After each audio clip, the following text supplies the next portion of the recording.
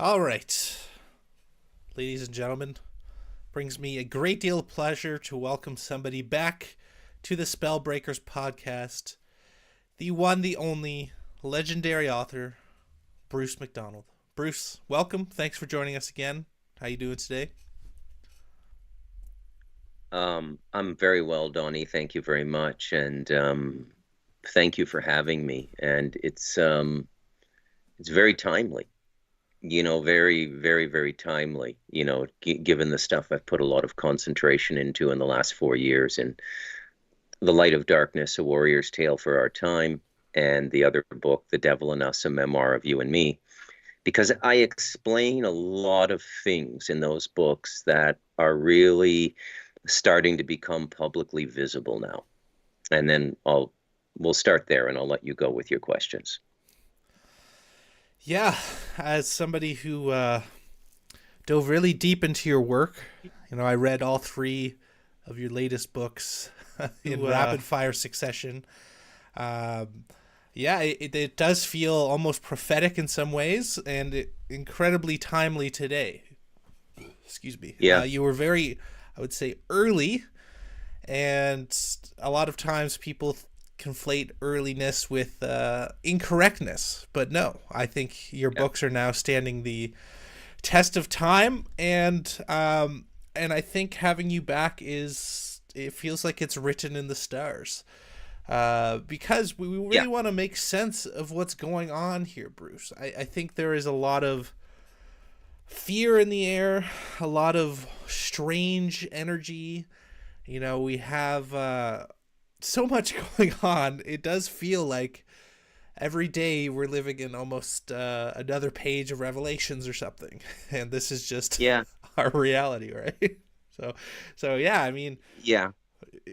maybe we'll start there. What's going on? So let me Yeah.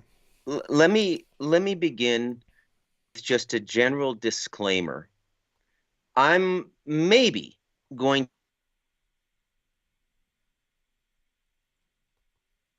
on their cultural or religious perspective. And did you just drop? You cut out there. Please, can you maybe just restart?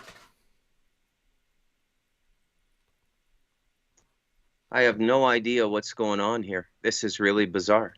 You can't hear me, Bruce?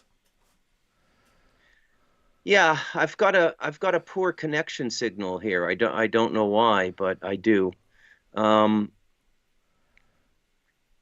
okay, there we're back. Okay. All right. So, Great. you can hear me now, right? Yep, loud and This clear. by the way, I do get interfered with a bit. But that's all they can do with me is just sort of bother me a little bit with electronic stuff and everything. They can't do anything more to me. So I accept it and I try to smile about it. But I mean, I've got Starlink up here now. I'm on a Mac Mini with a silicon chip. I mean, there should be no connectivity issues. So if they happen, let's just deal with them. So let me begin by saying, look, I'm gonna speak very directly today. Okay? Our previous interviews were more conceptual. They were about the ideas I presented in the books that you read. And so Stardust Ranch introduces the concept of portals. And once you understand the concept of portals, you understand that there's no way to properly define what has happened on this planet in a historical sense, because things come and go from this planet. That's what portals are for. They're train stations, they're bus stations. Okay? So the Light of Darkness explained the role of darkness in the world, darkness in human consciousness, and more specifically, blood in a ritual sense as it's practiced in a number of religions. Okay? And The Devil in Us goes into this in much more detail. There's an entire 7,000 word chapter on blood. Okay? And blood is a central feature in the first two of the Abrahamic religions. I don't know to what degree it factors into um, Islam, but We know that the blood of Christ is the force that liberates Christians. We know that blood was spilt in the Jewish rituals, right, at the temple. Mm-hmm. And we now stand on the cusp of a blood ritual using a large mammal, a red cow. And this is the 11th time in the history of Judaica that this particular ritual will have been performed. Now, the ritual heralds the coming of the third temple of Solomon. Okay, you know all this, right? Yep. Okay. Yeah. Why don't we just go So through it for people who aren't familiar? We'll just start very high okay. level and dig in. Oh, it would knowing your audience the way you do, it would be best to guide me with specific questions. Because I mean, I'm just like an encyclopedia on this topic now, and I don't want to go right into the PhD level before people get the undergraduate stuff. So, Well, I would just say with the red heifer specifically, this is an Old Testament ritual, if you will, that yeah. is so maybe just walk people through that kind of high level. So the sacrifice of the red heifers is done outside of the temple. Okay, so they've actually built a platform for this now. Now, I personally think that the Islamic world is aware of this, and I think that the Islamic world is aware of what these rituals are. And it's interesting that we're going through all of these things. We're on the cusp of World War III, and not a single news broadcaster, nobody has brought up the oddity of animal sacrifice in the 21st century as religious expression. And a religious expression being introduced by a group of people, an ethnicity, a long-standing cultural force on the planet, the Jewish people, who aside from this ritual and other aspects of their religion, are absolutely rational. They lead in physics, in biology, in many sciences. And at the same time, they seem to endorse this religion. So I started saying after I finished The Light of Darkness, when I understood what was going on with blood work, that eventually we would see the fight for the third temple of Solomon. And that was, you see, what we call the Jewish, I should begin by saying it's my opinion that 99% of the people in the Jewish faith are victims themselves. Mm-hmm. Okay? Thank you. Just like when you look at the 1.5 billion Catholics, you can't put the child pederasty on every Catholic. Okay, you can't put the corruption of that institution at its highest levels in the Vatican on the Catholic population. Mm-hmm. Those people are sincerely praying. Those people are sincerely trying to live in accord with God's wishes per the instructions of their clergy. The same is true of Judaica. Okay, and so what I say today should not be taken as an aspersion of the Jewish people, because they are victims. They are absolute victims. What was done to them in World War II was done intentionally to begin Israel. The plan has always been the third temple of Solomon, and more importantly, do you know what was right beside the original third temple? No. Like side by side. They were like row houses. Okay? If the story of the first temple is literal. Jordan Maxwell and others say it isn't. But let's deal with the history, okay? Yeah, please. So, for those who aren't biblically literate, Solomon loved him some bitches. Solomon was the biggest whoremonger who ever lived, okay? He had something, according to the story, I think he had 1,000 wives. There's 365 days in a year, Donnie. Absolute savage. How do you service 1,000 wives? Okay?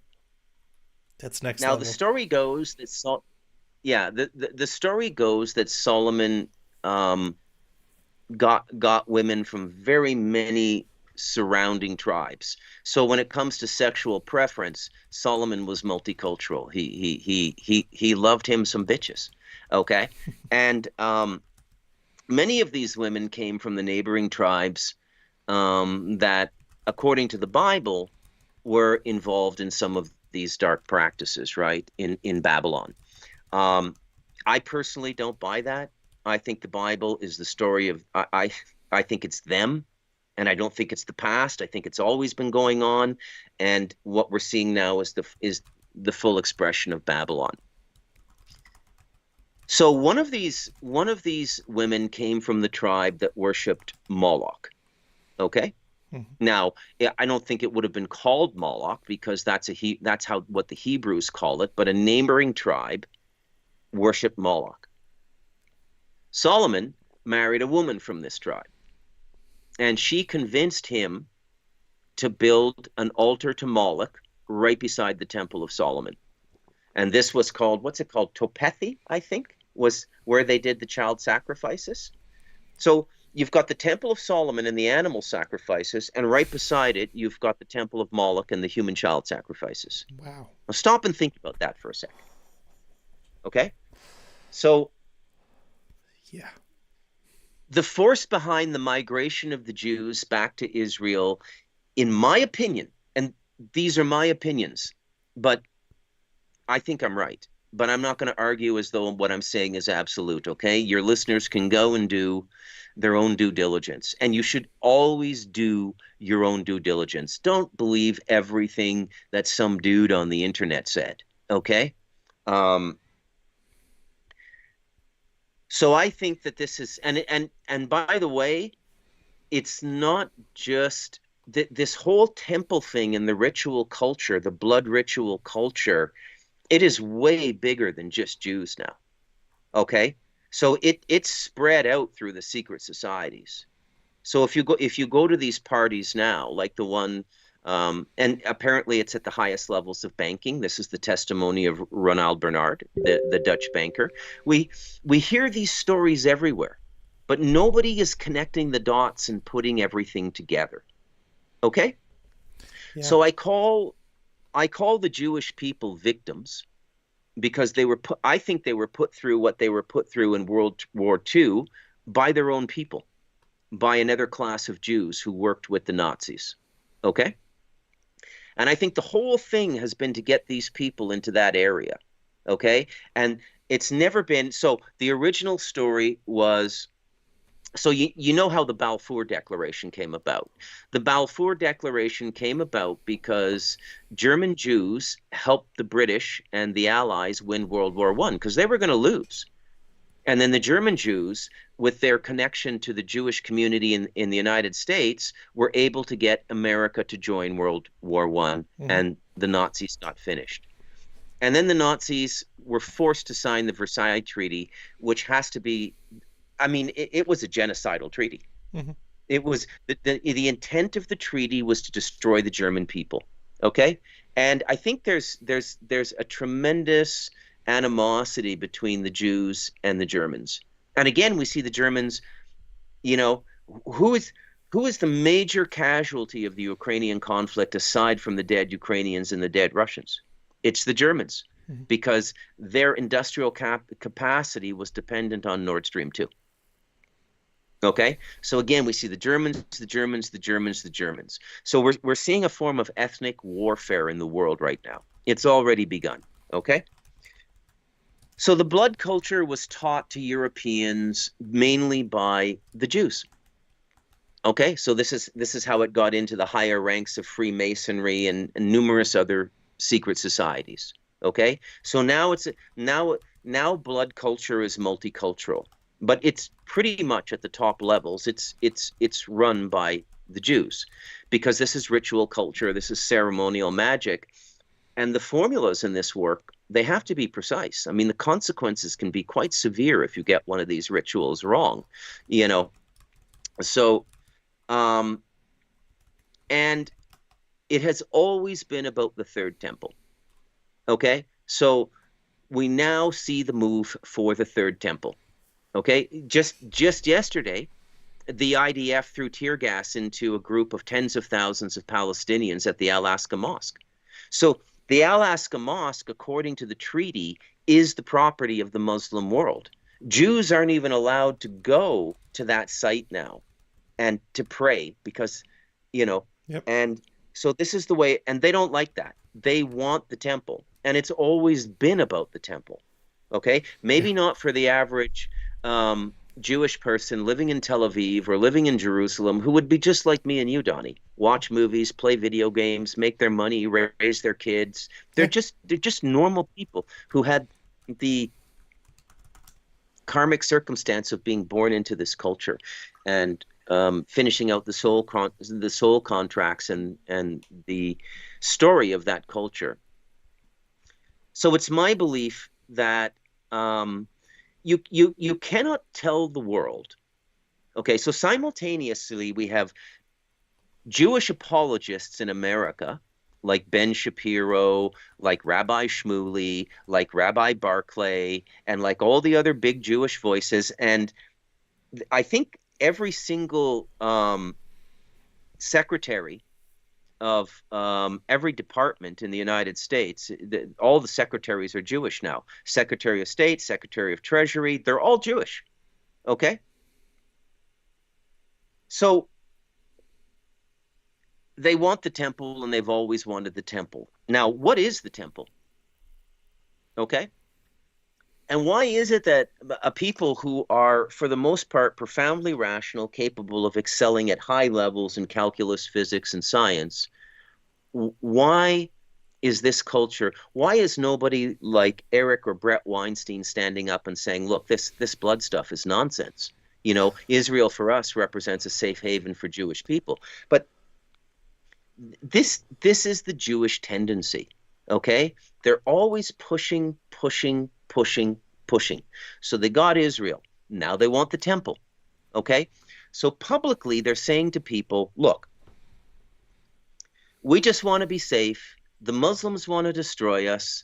We have to take out Gaza. Okay. Why are they doing the red heifer ritual now? By the way, the red heifer ritual is done to herald the temple.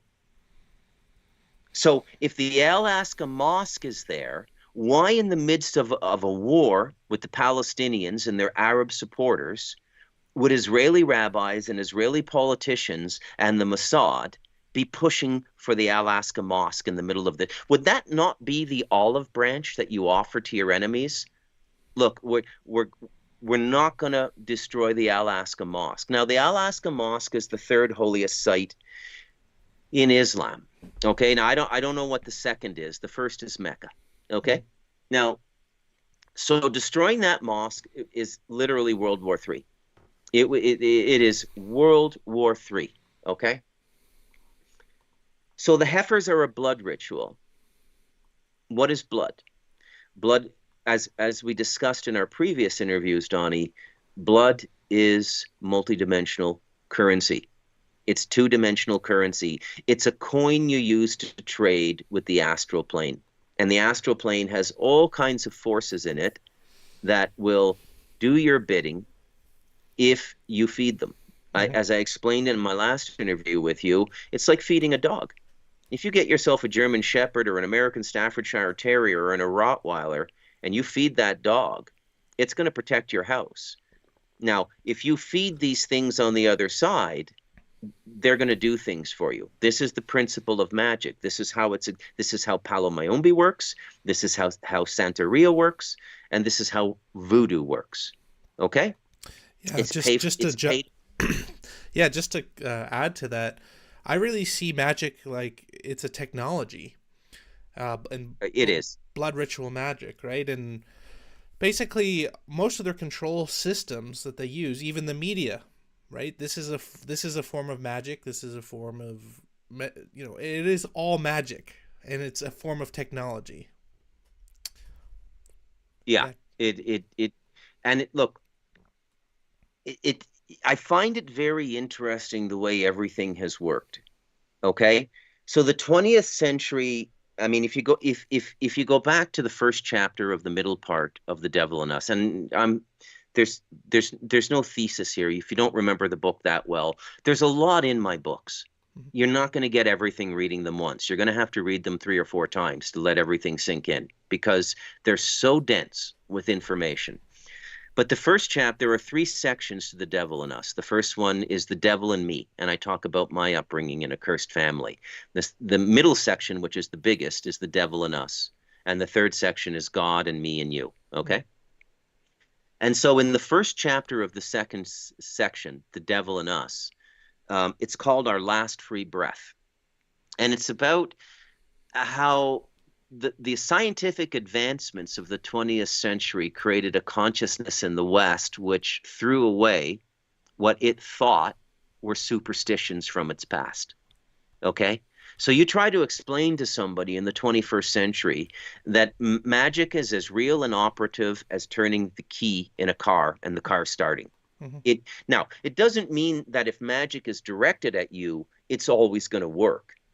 These days, because people are so spiritually dilapidated, the aura is so weakened with the chemicals in the food, the spraying and everything they're doing at a chemical level, the food, the water, the sky, is to weaken the human system. Slowly, slowly, slowly. Break down the defenses, okay? And so we went through the 20th century. We got all of these fantastic things, okay? Things we never had before. It was the greatest leap forward in several thousand years. We got the dislocated voice in the form of the radio, which has evolved to where we're at now, 120. I think the radio came out in 1905. Here we are 119 years later, and this is basically the same technology. I call it dislocated voice technology. So you can project your voice further than where your physical body is. You're in Canada, I'm in Costa Rica, we're conversing. It's evolved to video now. It's evolved to this entire two-dimensional exchange. The second thing was illumination at night.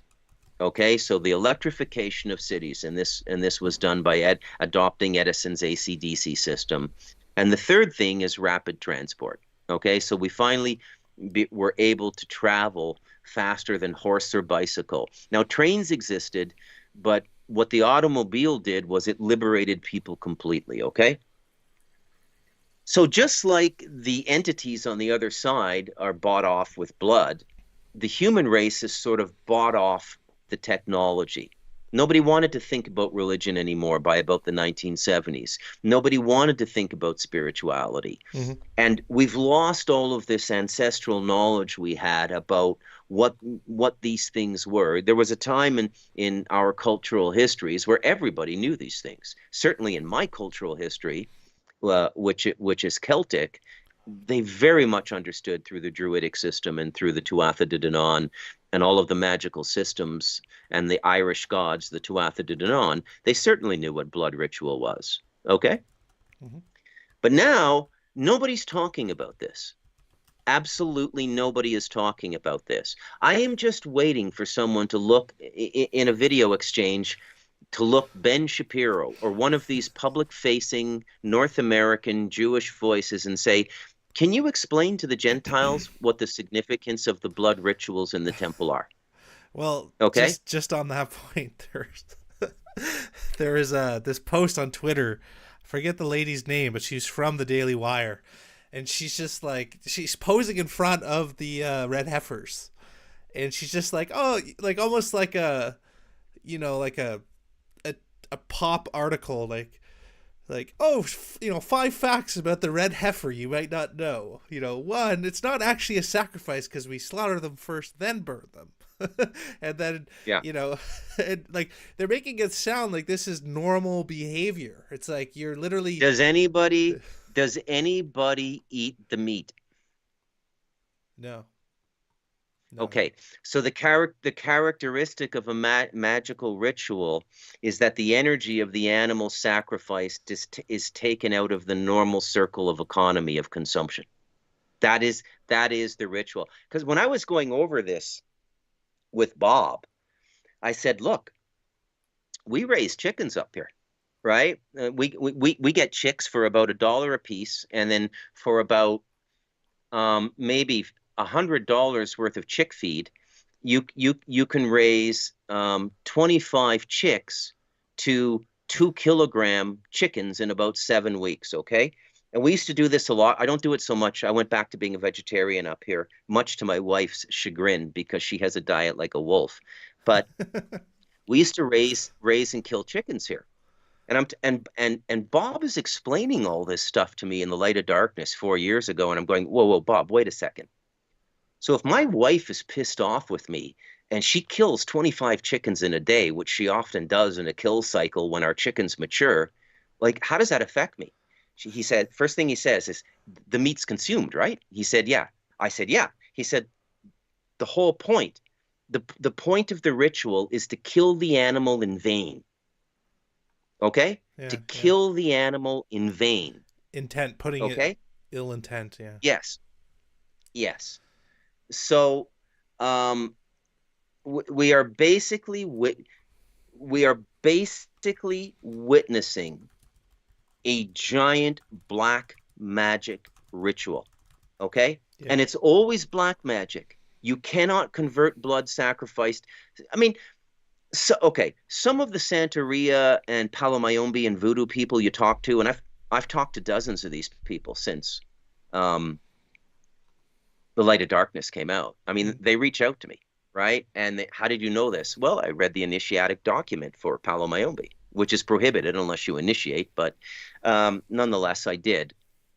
And I asked them, is this always used negatively? And they said, no. I mean, you can do rituals to help people, to help them gain prosperity or to recover health or something like this. So I guess you could maybe make the case that there are some positive effects to blood magic, but not really. No, I mean, it's almost always done to curse or kill somebody.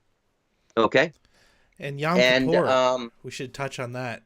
A lot of people don't realize that Yom Kippur, a certain sects of Judaism, they literally take all of their sin and they put it into a chicken and they beat it almost to death. And then they give that chicken away to non-Jews to eat.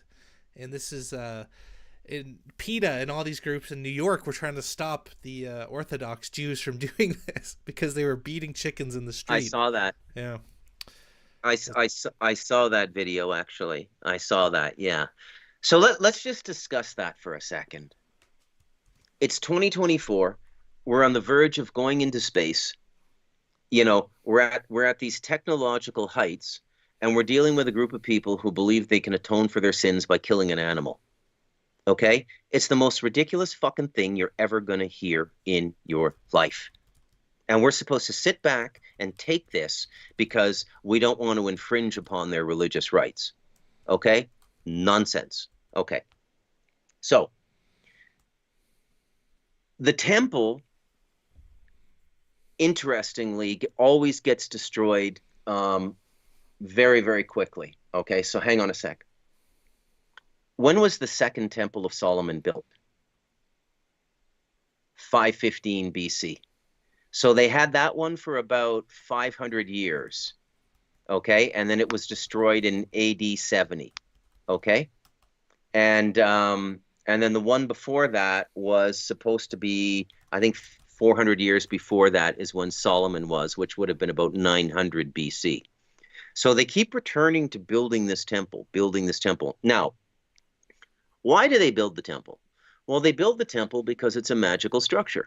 If you read about how the stones are meant to be worm that would sort of cleanly, according to them, God instructed them that they could not cut the stone.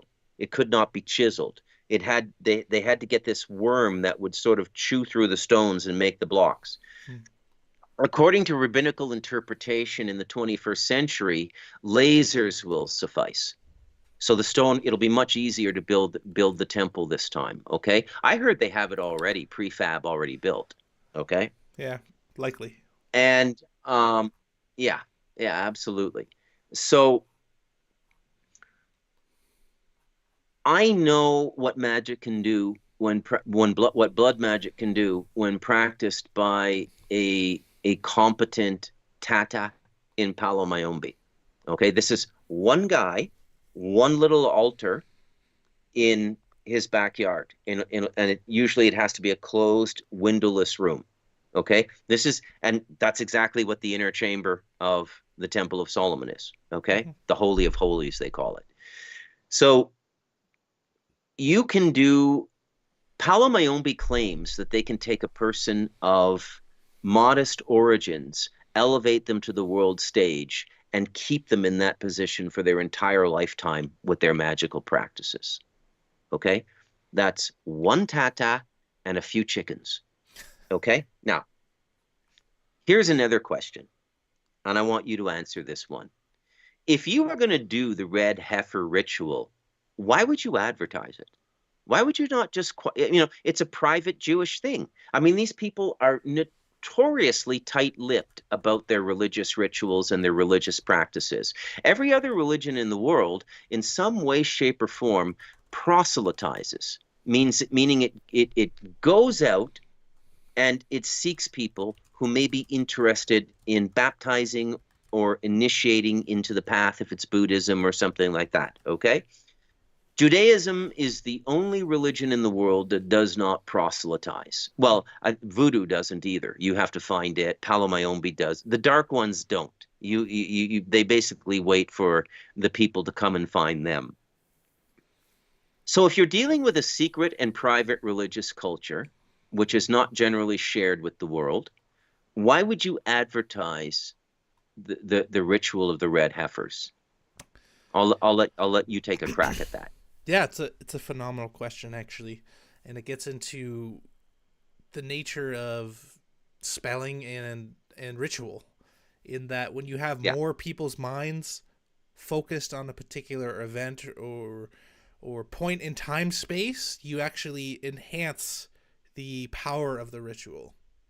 Whether or not people are absolutely. adherents to it or not, agree with it or not, or just saying it because they hate it. In fact, if people hate the ritual or are disgusted, that's arguably even more power. Yeah, yeah. Um, so I have kind of a hierarchy of religions in the world, okay? So not a hierarchy, but an explanation of them, okay? So each religion holds a certain region, okay? So the Catholic religion is very much an astral religion, very dualistic. You have a devil, you have God. They don't work together. The devil wants to destroy God's creation, okay? Fundamentally, a fallacious spiritual truth. Not true at all, okay? But from the astral perspective, it is true. The fourth dimension is right above us. It's right above the physical. I would say the Buddhists are really the masters of time. Buddha really focused on karma. So what the Buddha was trying to do was liberate people from having to reincarnate here again. The Abrahamic systems are cyclic. You may, if you live the way you're supposed to live within those religions, like the Christian religions, you may have a good rest in between lives, but you're coming back. Okay? The Buddhists are trying to pull souls out of incarnation into this planet and giving them more of a liberty to go out and explore the galaxy and go to other places. I would say the Hindus and especially the Vedics, I would say that they represent what I would call cosmic consciousness, which is the mental plane. Okay. And that's why there's so much miraculous stuff. Okay? And mind-bending stuff in yoga. I mean, they can kill themselves, raise themselves from the dead. They can do all. I mean, there's when you get into this and you start to study it, read a few books, and there's no limit to what a yogi can do. I mean, an advanced yogi could do almost everything that Christ could do. Okay, nobody talks about this. Okay. So that's your cosmic consciousness. And then we have another class of being that comes to the planet, which transcends them all. And these are the true representatives of the creator. And they give very, very, very, very simple teachings. Their teachings are always about love and forgiveness. Okay? So if you're in a spiritual path, and they're giving you some kind of word salad, Sanskrit, calculus to do something specific, that's the mental plane. Okay? And if you do what they tell you to do and you do it correctly, the result will probably be correct. I mean, the results are very consistent in these paths. So if you take an 18-year-old kid and you initiate him into Buddhism and he goes into a monastery and he meditates all his life, chances are he's going to achieve the Buddha consciousness. Not all of them, but there's a distinct chance if you sincerely dedicate an entire life, you're going to achieve Buddha consciousness, okay? Mm-hmm. So where does the Jewish faith fit into this? It's my belief that the Jews represent the hell region on earth. Okay? That they represent the demonic force on earth. Now, I'm not calling them demonic. Okay? But they represent or work with the demonic energies more than any other religion on the planet. This was really I'm not making these things up. I mean, it's right in their own scripture. I mean, Solomon with the ring. So what are the two most prominent magical devices in the prophetic lineage? Now, Solomon wasn't a prophet, mind you. Moses had the magical staff like Gandalf, and Solomon had the ring. Now, the signet ring controlled the demons. And the demons, according to the mythology of Judaica, built the Temple of Solomon, the first Temple of Solomon. Okay? So what is the Temple of Solomon? What does the Temple of Solomon mean in context to a globalized world?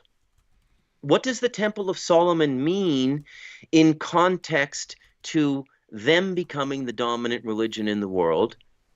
And I know this sounds crazy, like a conspiracy theory, but they're about 9, 10. When you listen to these rabbis in these interviews now with Candace Owens, they're speaking in the framework of Noahide law. Yeah. Rabbi Barclay said directly to Candace Owens, Rabbi Shmuley has the right to attack and criticize you. You don't have the right to attack him. Said it right to her. They're not even hiding their arrogance anymore. Okay. Yeah, let's just now. Can we just talk about the Noahide laws, because it's actually very important. So my understanding is that exactly as you said, Judaism is actually an exclusive religion. It's a religion based off bloodline, right? It's not a universalist religion like Christianity or even Islam, right? However, one of their core tenets is to actually bring everybody under Noahide law. And so this is why where you get the kind of Judeo-Christian Daily Wire type stuff, where Andrew Klavan, who's a self-described Christian, is saying, oh, it's actually better that Ben Shapiro doesn't convert because that might be a burden on his family. If you're a Christian and you believe Jesus died for your sins and he's your savior, well, don't you think you should convert everybody to Christianity, right? And so there is this Noahide law that they're trying to get everybody under, and maybe you could just walk people through that concept. Yeah, so the Jews are looking to do globally what the Vatican did in Europe and what the Vatican did to the colonial outposts that the Portuguese went to, the Spanish went to. They're looking to spread and take control over the world to create a theological fiefdom. Okay? It's now quite normal to laugh at that. We're actually in a state of penance right now. So the irony of the situation we're in now is white Christians are publicly being held to account for their record in the last 500 years, the colonialization, which was generally done under either the flag of the Vatican or the flag of the Anglican Church, okay? Mm-hmm. For the most part. Because, it's interesting that Germany never went out. I find that interesting that they never went out and tried to colonize, right? Mm-hmm. Because they were have always been one of the most powerful, if not the most powerful, European force. But they were never. I guess it's because they're landlocked, are they not? I need to look at a map here. Maybe that's why I think they're landlocked. But no, they're not. Hold on a sec. Let me just check the map here. Anyways, they never went out and tried to control the world. And oh yeah, they're. Why can't I see Germany? Oh, there it is. No, they're actually. No, there's Hamburg. No, they're not landlocked. They could have gone out. They could have colonized. Okay, so they didn't. But we're now living in a world where we are being told that what the Vatican did was wrong. It's taught in universities. There's a penance now. Okay, and at the very same time, there's a new religious force trying to colonize the world under Noahide law. And the very same force that said the Vatican had no right to do that. Now, I don't have a dog in this fight. I mean, it was just the Vatican is a very ugly thing too. What they did was very, very ugly. You know, have you been watching Shogun on FX, the remake of Shogun? No, no. Absolutely, Yeah. absolutely fascinating story about a conflict between the Catholics and the Protestants in Japan for the expansion of their Hmm. territories, right? Hmm. Okay. So it's absolutely fascinating. Those who are watching it will know what I'm talking about. Okay, so we're now being colonized by this this Jewish force. Now they're not doing it with ships. They're not doing it with cannons. Their principal tool is the leverage of the financial system. Hmm. And this has, for the most part, it's changed a little bit in maybe the last 15 years or so. But the world of money and the world of banking was it was as closely as identified with Jewish culture as hockey is with Canadian. Okay, and it's a powerful force. And as I explain in the light of darkness, money as it's presently used, the fiat note system, is a powerful system of magic. Okay, absolutely powerful system of magic. So to get back to your question, what is Noahide law? The descendants of Noah were commanded with 7 precepts to establish laws and the prohibitions of number 1, blasphemy, number 2, idolatry, number 3, adultery, number 4, bloodshed, number 5, theft, and number 6, eating the blood of a living animal. Is that blasphemy, idolatry, adultery, bloodshed, theft? That's only 6. I don't see the 7th here. Oh, But when yeah. you get deeper into it, it's a class system. It's basically the dot on the forehead. The Jew has the best color, and everybody else is like sort of untouchable, right? And another thing too that I find unbelievably strange is the Jewish diaspora population has been an extraordinary force in the diversification of Western societies and the pluralization of those societies for multiple religious expression, rights of minorities, rights of women, and now really the transgender thing is an extension of the Jewish thing as well, because when you get into the Kabbalah and what's really going on here, they believe, according to their scripture, that the age of Aquarius will be this sort of non-gender age, and so they're leading us into this. This whole transgender thing is not scientific, folks. It's religious. Okay? Understand that. And the one Yeah. thing transgenderism does is it prevents a people who get heavily involved in it will stop breeding and go out. Okay? So very, Yeah. very strange. So it's a Just on the twist. Noahide laws, Bruce. Number 7 is establish courts of law and ensure justice in our world, and it's Noahide courts. Um, and so there's actually Adam Green. I had him on a while ago. He exposed that it, people in Israel are actually trying to push the world courts and the UN to adopt Noahide laws as like fundamental. And one thing that isn't really known is that Christians are in adherence mostly with Noahide laws from the perspective of Judaism, aside from the fact that they believe the worship of Christ itself is idolatry. And the punishment of a Gentile violating the Noahide laws is actually beheading. Yeah. So, yeah. Yeah, it is beheading. And It's not just Jesus that is defined as idolatry by the rabbinical circles. It's Hinduism is idolatry. I think they leave. I think Buddhism, because of the statue, is idolatry as well. Yeah. Okay. Basically, every religion other than Judaism is idolatry.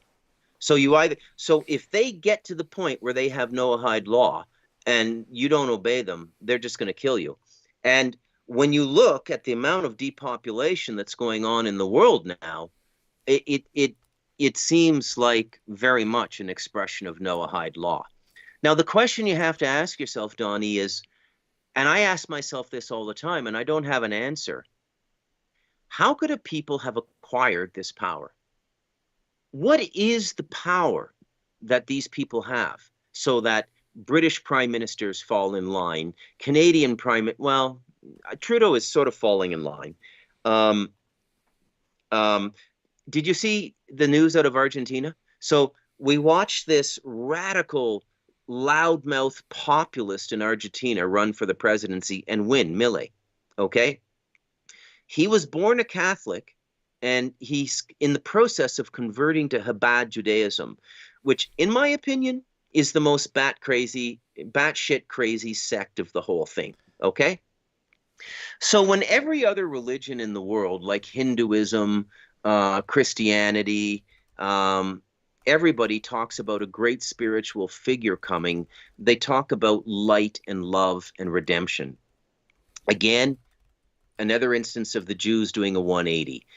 Their great figure, the Mashiach, is a destroyer. Okay? He comes to punish the enemies of the Jews. Okay? He comes to punish them. So there's just so many ironies now, and unless you understand the religious backtext, you're not going to understand what's going on. Now, let's circumscribe everything, okay? The Temple of Solomon is going to be to magic what CERN is to science. Okay? So throughout history, in the beginning of the 20th century, you always see this almost double helix commingling of bizarre occult practices and advanced sciences. L. Ron Hubbard, Jack Parsons, I mean, all of them. Okay? Yeah. Aleister Crowley. Okay? And if you ever look at the picture of the demon that Aleister Crowley engaged in Egypt, Lamb, it looks exactly like a gray alien. Yeah. Okay? Yeah. So what is this really all about? It's about the human race breaking the boundary between the third dimension and the fourth dimension. You see, the ghosts, the demons, the scary stuff, your dead relatives, extraterrestrials, they all exist in this same space. Okay, this fourth dimension. Now, the unique characteristic of the extraterrestrials is they can project out of it and come into materialization in the physical plane. Okay, so this is another interesting thing that people don't understand. So when a rational person looks at history, they think only within the container of physical reality, and they think of a chain of sequence to define what has happened. They never account for things coming into this reality, magically or through portals. Okay? So if we go to globalization and we get the third temple of Solomon and it becomes the de facto religion of the world and Noahide law, we will officially come under the darkest of controls on this planet, and it will be very difficult to break. Like we're not going to be able to break it unless something more powerful comes in and helps us. And that may very well happen. Yeah, Go ahead. I just want to unpack what you said there, right? So you're basically have you watched Stranger Things, the show? Yeah, all 4 seasons. Right? That's basically nonfiction, by the way. Exactly. I think that's exactly what you're describing. You know, they call it the upside down, which is like the it's everywhere, Donnie. Yeah. Avengers 1, the portal opens and the Chittahooly come through. Have you seen the portal that CERN creates? It looks exactly like the portal they put in Avengers 1. Yeah. They're telling us they're They're definitely. telling us all the time. Yeah, Yeah, and CERN, I actually want to post it in my Telegram group. And guys, if you haven't yet, join my Telegram group. I also created a discussion group for people to just chat, share stuff. But the CERN was busted for doing a mock human sacrifice. yeah, The last time they turned on their machine, and then in the past week they said, "Oh, we had an entity come through last time," and then they're yeah, talking about demon face, which is a psychological um, uh, affliction where people see all people's faces as demons. This is coming out yeah, in mainstream news everywhere right before they're turning on, so yeah, they really seem to be wanting to like make a rift open in the between the fourth dimension and us, and we've talked on previous streams. It seems like to me since COVID, they honestly have opened some type of portal, because it seems like yeah, like the gates of hell are open, like the just yeah, blatantly satanic shit everybody's doing like openly yeah. worldwide is like it's it's crazy, Bruce. So yeah, I just wanted to set that Yeah. up as a backdrop, because it seems like they're really trying So to I say, you know yeah. so when I get into an argument with a Christian friend or a Christian acquaintance, and they say, "Oh, you don't know what you're talking about, Bruce, this or that," I say, "Well, look, I'm not even a Christian, but I've taken the biblical remedy because I read the Bible as the plan of the controllers of the planet, not as the prophecy of God. And I think they're going to have the power to execute it. So they do give an out for anybody who wants to escape it. And you have to leave the Babylonian system, and you have to set yourself apart, which means go and live in nature and grow your own food." So I talked to none of my Christian friends have done this. And I said, "Well, I mean, I'm more Christian than you, and because I'm actually taking the remedy in the Bible." You know, it's just like unbelievable how stupid these people are. And this comes at a time. The interesting thing about the timing of all this is it comes at a time when the spiritual consciousness of humanity, I don't think, has ever been lower. Now, throw into effect as well the electromagnetic frequencies that began with the invention of the radio and have just amplified for the last 120 years. If you live in a major city now, you are constantly bathing in these electromagnetic frequencies. They're also chewing away at your aura. Now, what happens when your aura gets holes in it? Do you know, Donnie? um I would say it leaves you more vulnerable to attack. It leaves you open to possession. Precisely. Precisely. Precisely. Okay? So the ultimate goal is to, man, I don't know if I should say this out loud. I mean, there's only a few people on the planet who know this. I didn't know. It was explained to me by Bob. The only other guy I've ever heard speak about it is Christopher John Bjerkens. And it has to do specifically with what we call the light in darkness. Okay? So there is a light in darkness. So the rabbis want to go into this dark world. Okay, and the dark world exists. I've been there. I went there for 3 days while writing The Light of Darkness. It's real. Okay, and I know this all sounds crazy. Okay, I know it sounds crazy, but it's true. It's all real.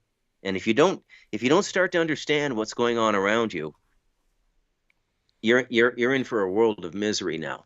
So the next phase of the plan is to take out the upper middle class in the Western world. And we all have friends like this, people who worked really hard, got a chartered financial analyst designation, or became lawyers or doctors. And these are the people who, with their property and everything, are worth between 10 and 25 million, which is a very successful upper middle class life if you can make. But if you invest well, my brother did it. My brother's probably worth about 20 million, started out with nothing, was a vice president at TD Bank.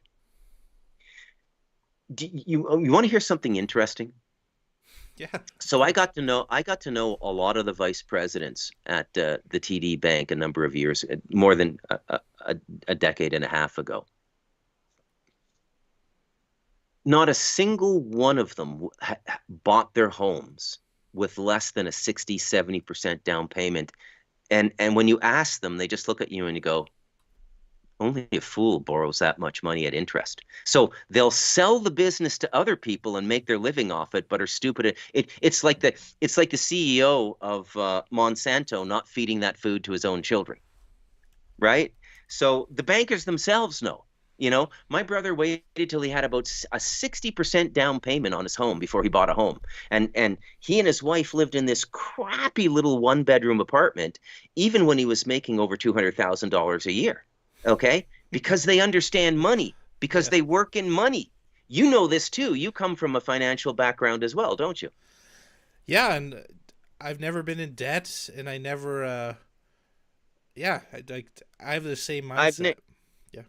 So I was raised by an economist who worked for the government. It's all explained in the last book I wrote, The Devil in Us. My dad taught me very well about money. I've never in my life had a credit card, Donnie. I'm 57 years old, 58 in July. I've never had a credit card. When I was in the game, I had earning years as high as $170,000 in a year.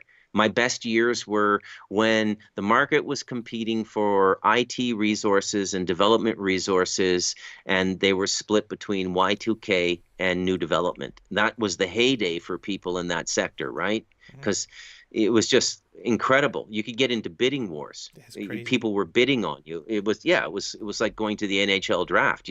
You start a job on Monday for $60 US an hour. I'm down in Michigan, and by Wednesday I've got a phone call. Would you leave Michigan and come work for us for $70 an hour, Bruce? I never did that. I never jumped around. Once I signed a contract, I finished it. But it was crazy, right? Yeah.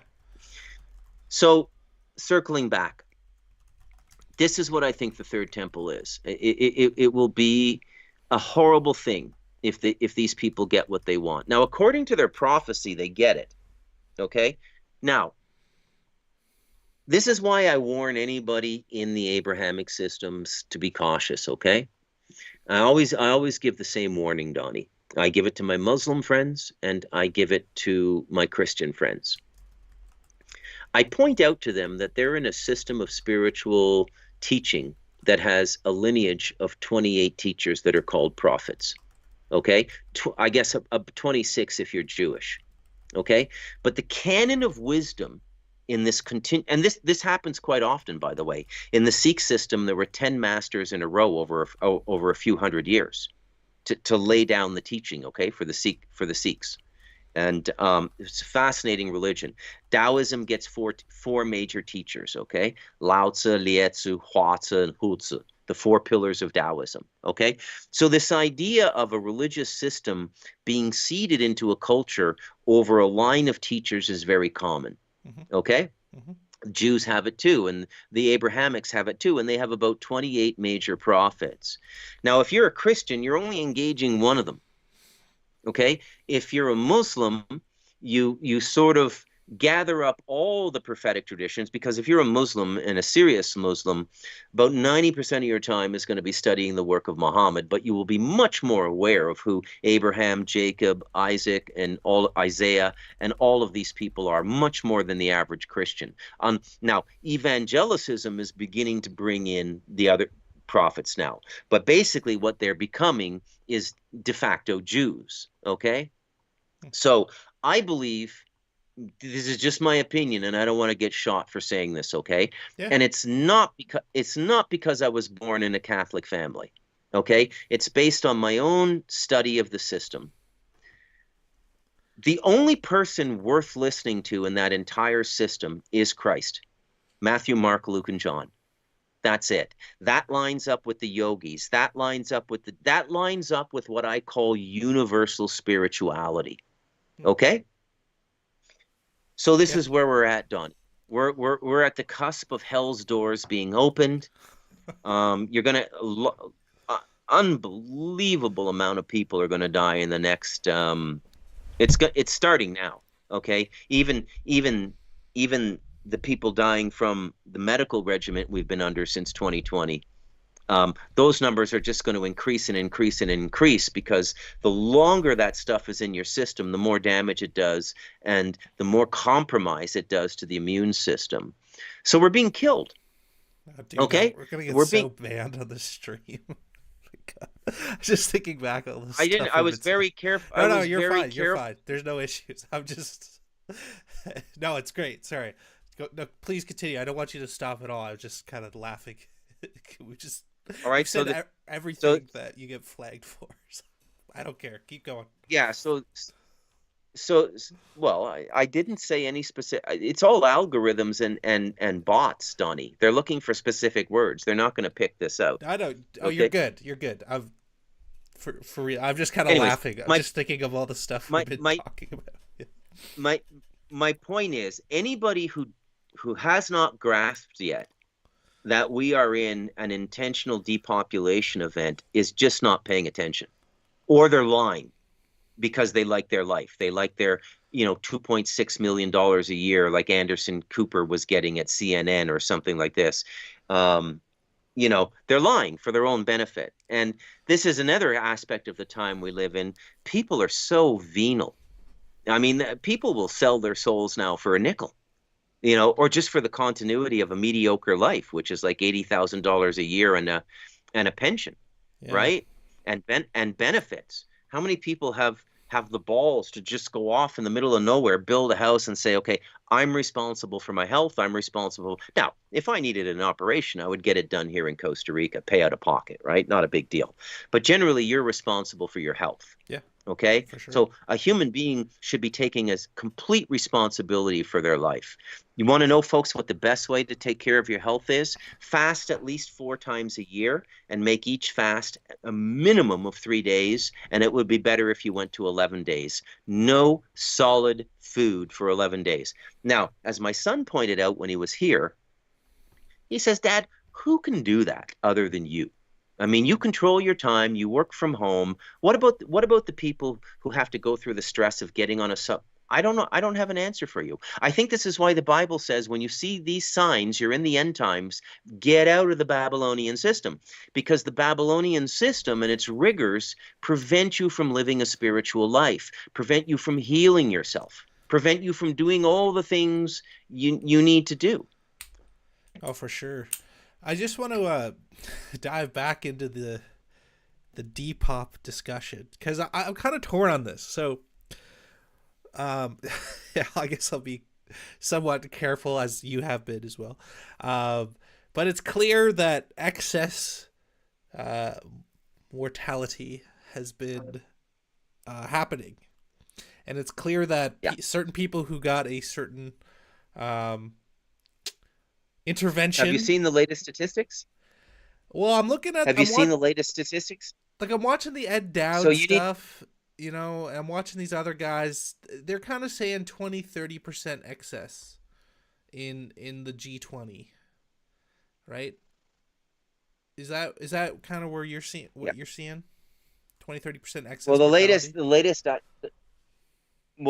latest stat I heard was, I think, earlier this week, Tucker Carlson interviewed a guy named Dr. Corey on his show, and he was saying that in 2023 there were 158,000 excess deaths from the norm over the last since they've started recording it.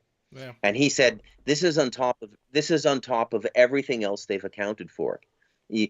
People are going to come back and say, well, maybe you didn't factor in the fentanyl overdoses, Bruce. No. Everything is factored in. Even with the fentanyl and all the other stuff, there's still, in the United States alone, 158,000 excess deaths. You know who's talking about it the most, Donnie? Insurance companies. Life insurance executives. Yeah, I've seen that. They're going to go bankrupt. Yeah, they're going to go bankrupt. Right? Well, here in Alberta, do you know what the #1 cause of death is? No. It's unknown cause. That's now the #1 cause of death in Alberta. Unknown. Oh my God. I gotta ask, what in the hell is going on? And I'm deviating a little bit here, but I'm very curious. That's fine. What in the hell is going on with Chrystia Freeland? She looks like she's on bad Yeah, coke the whole time. she's You, bugging, man. She's bugging out. That's drugs. 100%. what I is think, that? MK Ultra programming breakdown? Like, what's going on there? dude, I don't know. Canada's getting so dark. It's Yeah, incredible. It's But Alex Jones just gave a shout out to Pierre Polyev. So everybody, yeah. all the CPC guys are, oh yeah. But then a lot of the other people are starting to be like, oh, maybe Alex Jones is controlled opposition, because they know Pierre is just the same. He's gonna do all the same stuff, just maybe a little less crazy, unfortunately. So You think yeah, he's going to do all the same stuff? yeah. He like they. I mean, to me, I think the million immigrants a year is the most destructive force, and he says he wants to do it more and quicker and smarter.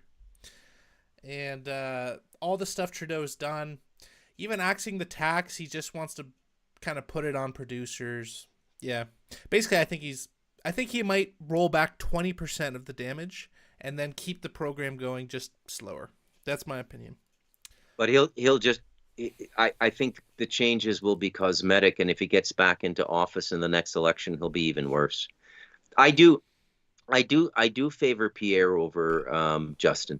I do, Yeah, and I know, I know.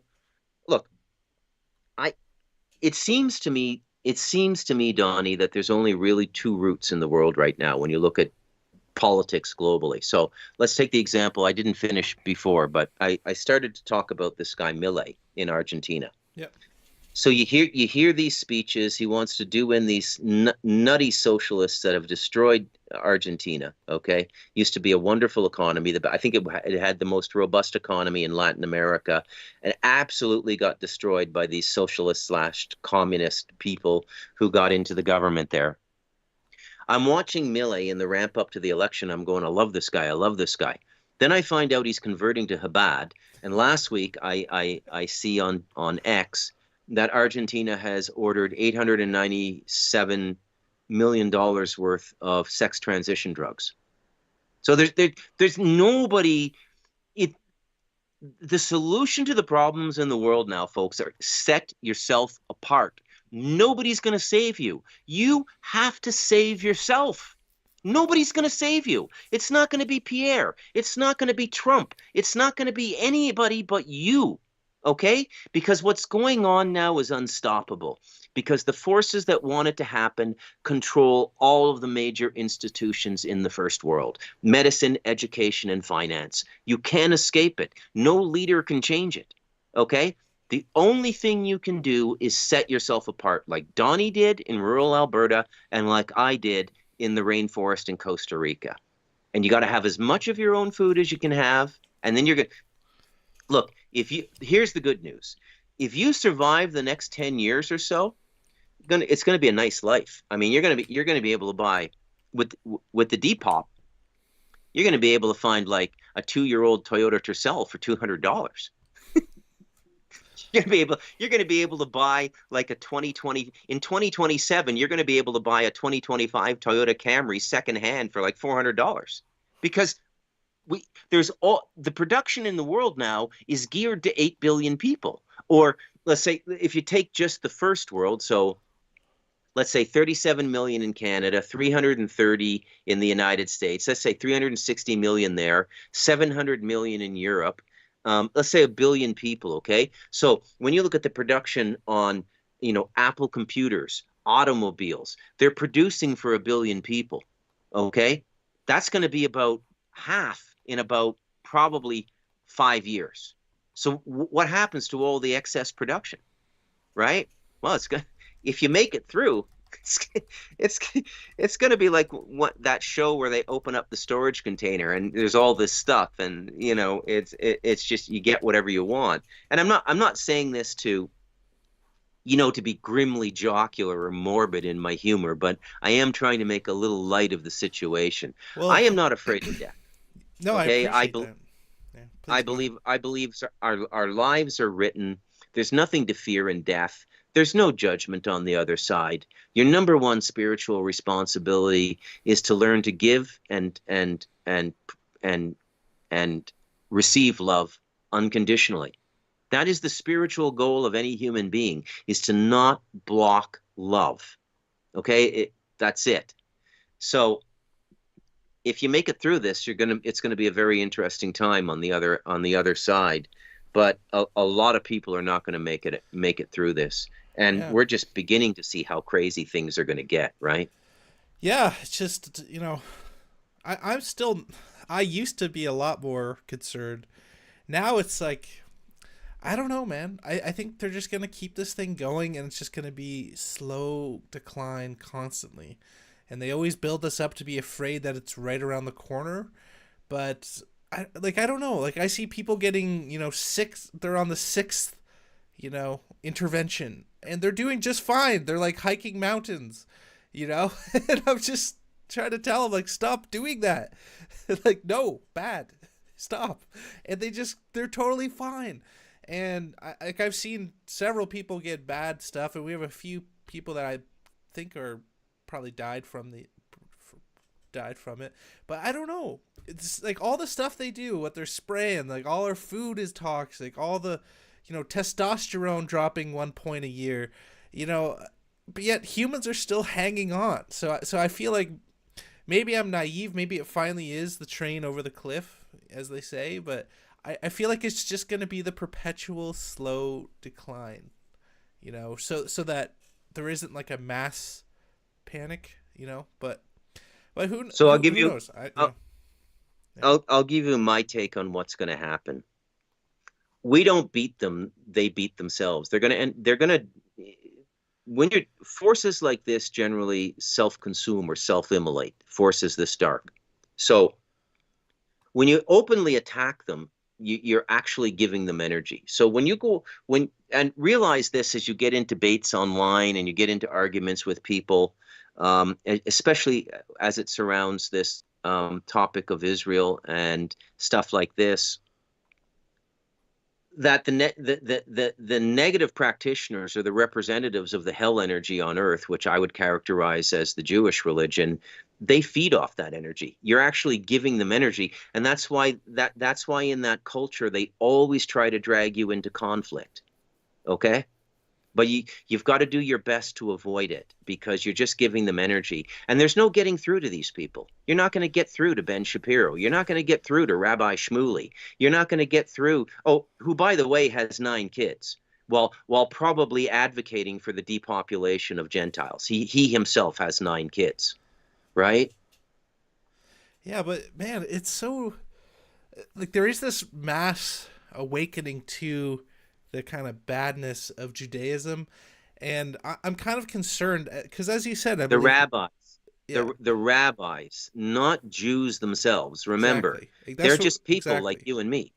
Yeah. That's exactly what I'm saying, and I really love the distinction because I'm worried that kind of baby out with the bathwater. We're seeing that like just generic attack and hatred towards all Jews, and I totally rebuke that, and it's hard for people to really because it's been hidden from them for so long. Like, for example, 2012, okay, babies die of herpes in ritual circumcision by Orthodox Jews. ABC News, right?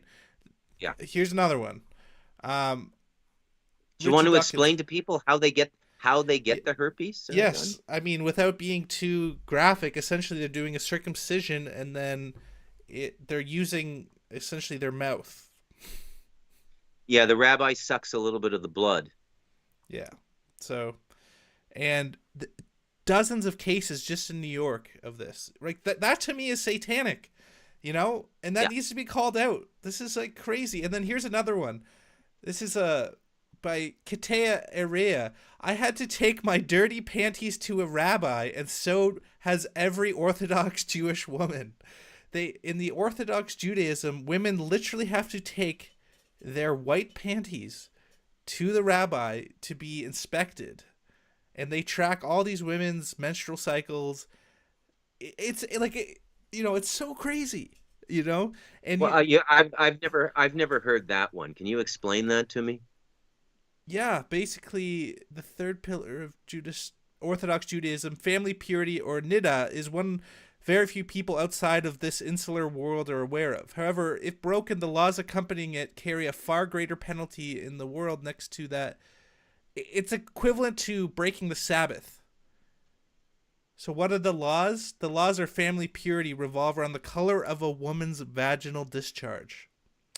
You see, beginning on the days when she anticipates her period, a husband and wife are forbidden from having any sexual relations until 7 days following the end of her period.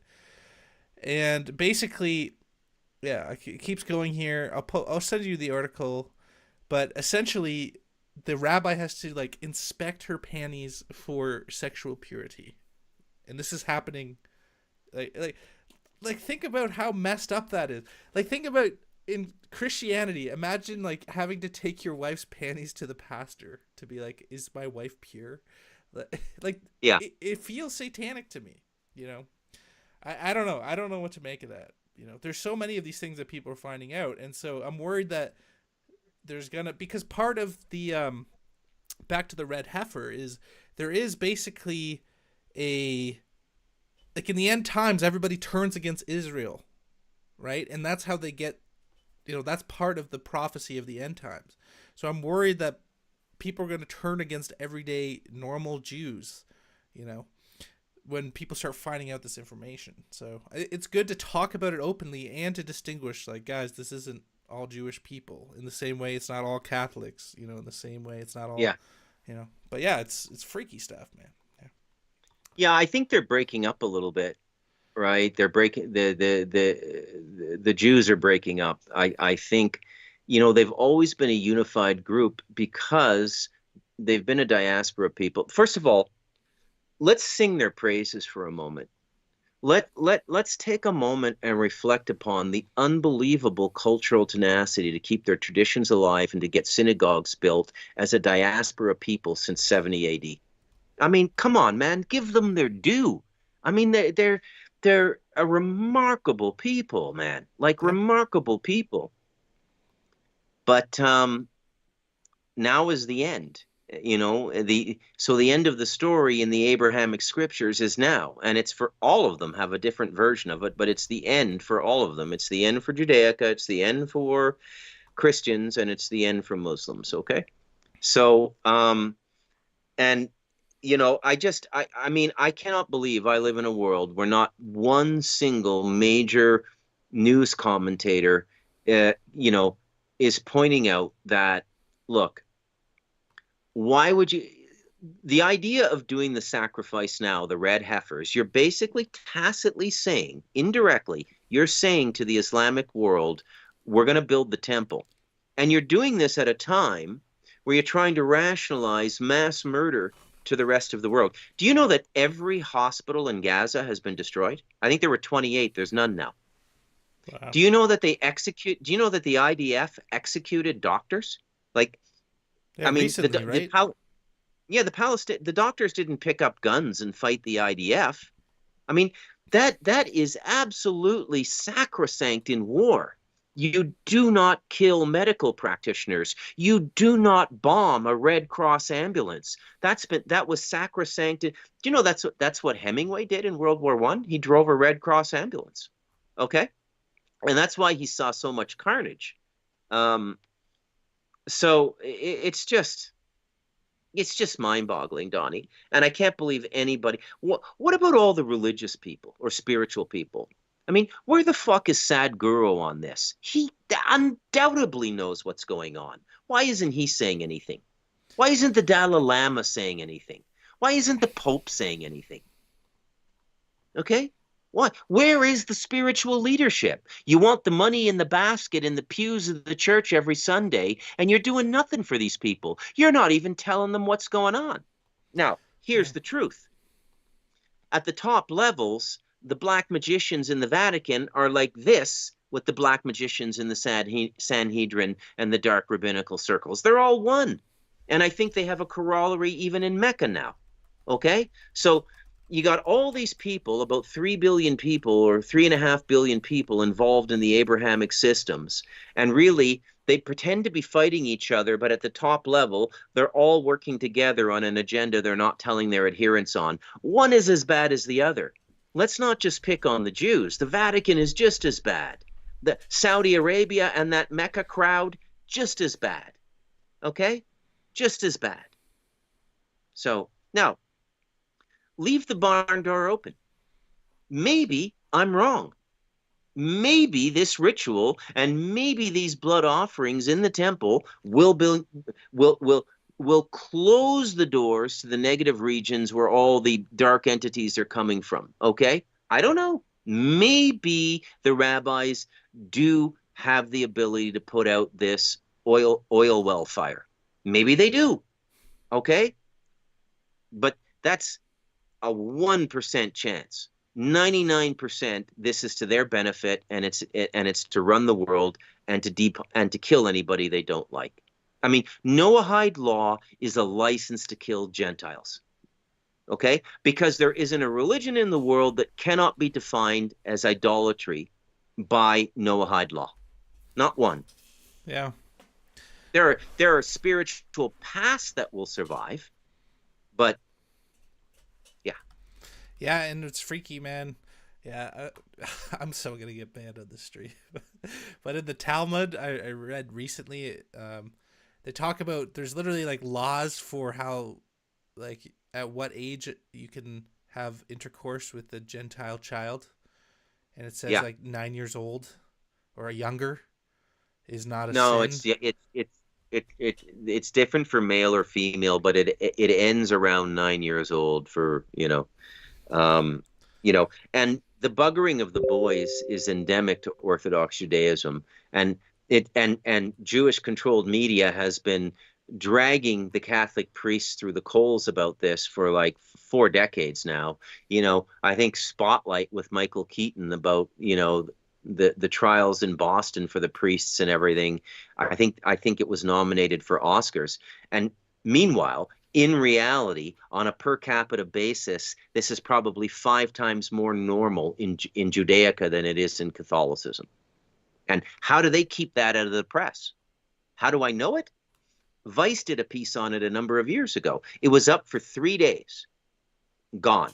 And then after that, have you ever noticed what happens to people of public stature who say something critical of the Jews? Did you go through the whole Elon Musk drama? Yeah.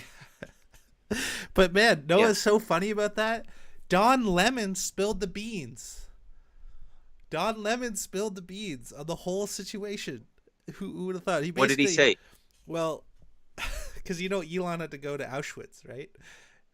Don Lemon just casually on his TV show was like, and Elon said something wrong, so he had to go to Auschwitz to make up for it. Like, it was literally like, that's like the program. It's like you mess up, you got to go with Ben Shapiro to Auschwitz. Like, Don Lemon literally spilled the beans. Like, that's just how it works. Like, you have to repent, right? And a lot of people have done that as well. Like Nick Fuentes. I've been watching him a bit. I don't agree with everything he says, but the guy has good takes, and he was a fan of Daily Wire, and he was just asking like about Israel, like why do we give like $4 billion a year to Israel? And At least. And Daily Wire was going to hire Nick Fuentes, and then they ended up doxing him, ruining his career. This kid was like 18 at the time.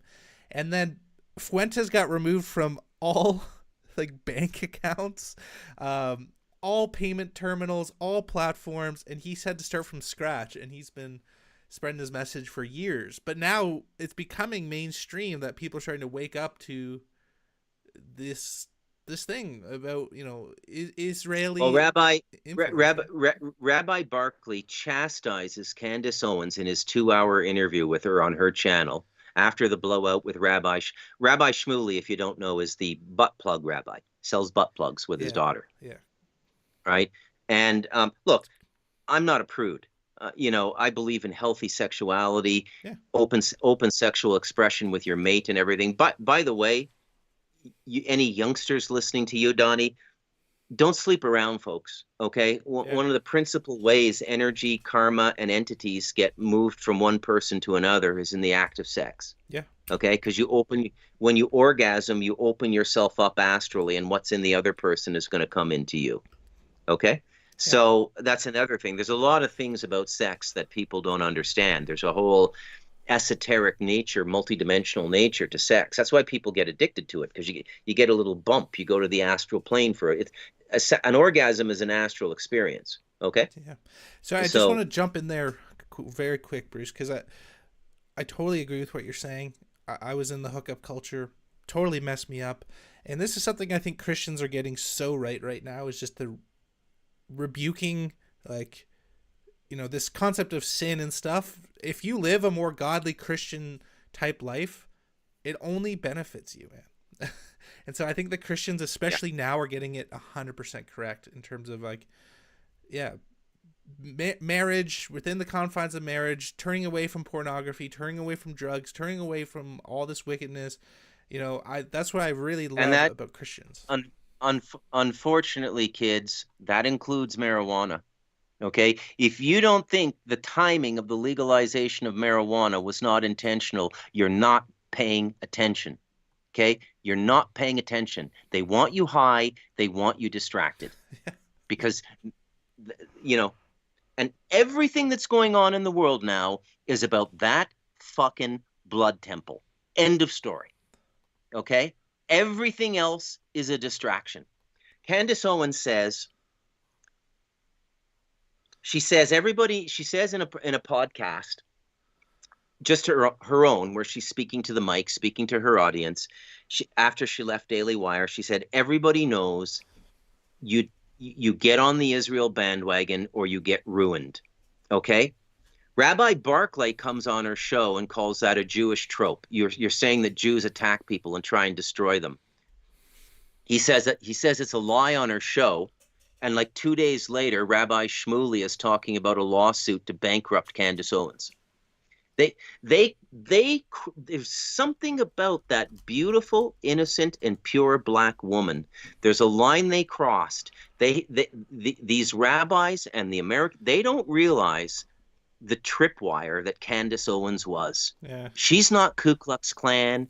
She's not making moonshine in Tennessee wearing a Klan outfit. They crossed a line, and now they're showing themselves. Now, are they showing themselves because they're blind and stupid now? When do people get cocky? When they have backup, right? You talk when you got your three buddies out back, and the guy who's hassling you in the bar doesn't know you have three guys out front, and clearly he could kick the shit out of you because he's 60 pounds heavier and 4 inches taller, and you're lipping off to him. He doesn't know you've got three guys outside that are going to kick the living shit out of him. So the question is, what is the Jewish backup right now? Is this the Mashiach? Is this the demonic energy they're bringing into the world? I don't know. By the way, Donnie, yeah, go ahead. you have been protected, by the way. You think so? Okay? You're not going to have any demonic issues simply because of the support you gave me and the interview on The Devil and Us. Because even the demonic legions are pissed off with this shit. Okay? Because they're not doing their normal job. They're not doing their normal job because they've been magically co-opted by the rabbinical magic. Captured, in a sense, if you will. That's what Solomon did. He captured the demons, right? Yeah. Yeah. Wow, Bruce. It's getting spicy, buddy. I love it. This has been an amazing stream. I want to why don't we just transition a little into the eclipse? So, okay, wow, it's a big eclipse. No big deal. Yeah. But then we see like 20 cities calling for a state of emergency. I think one city was bringing their like chemical warfare people from FEMA just in case. It's just totally insane. These people they're like, buy a month of supply of food. Like what is going on? Is like, I just think it's obviously hype. It's just like a Lucian event. I don't. But anything what's going on? could happen. Anything could happen, Donnie. Anything could happen in the eclipse. It's a Wednesday in the Mickey Mouse Club. It's an anything can happen day. That eclipse. Okay. Yeah. And I mean anything. You could there could be aliens. There could be anything. Okay. So anyways, it's a natural evolution for the human race. We need to grow up. We've been spinning spiritual. The only reason sentient life exists on the planet in the form of the human being is to connect to the divine.